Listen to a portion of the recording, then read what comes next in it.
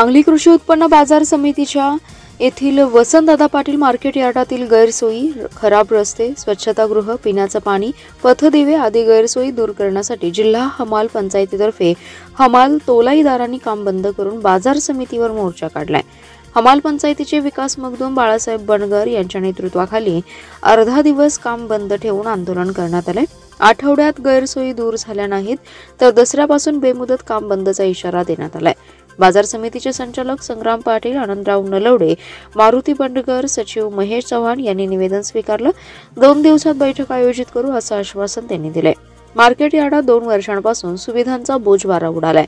Vasantdada market यार्डात हमाल, महिला कामगार, तोलाईदार असे हजारो कामगार आहेत। रोज बाहेरील शेतकरी, खरेदीदार, व्यापारी, शेतमाल वाहतूक करणारी शेकडो वाहन चालक येत असतात। बाजारपेठ गजबजलेली असते। खराब रस्ते तातडीने दुरुस्त करा। चिखल, माती, धुळीचं साम्राज्य ते थांबवा। सार्वजनिक प्रसाधनगृह, स्वच्छतागृहांची दुरुस्ती करा। सार्वजनिक ठिकाणी पिण्याच्या पाण्याची सोय करा। रात्री पथदिवे सुरू ठेवण्याची मागणी यावेळी करण्यात आली आहे।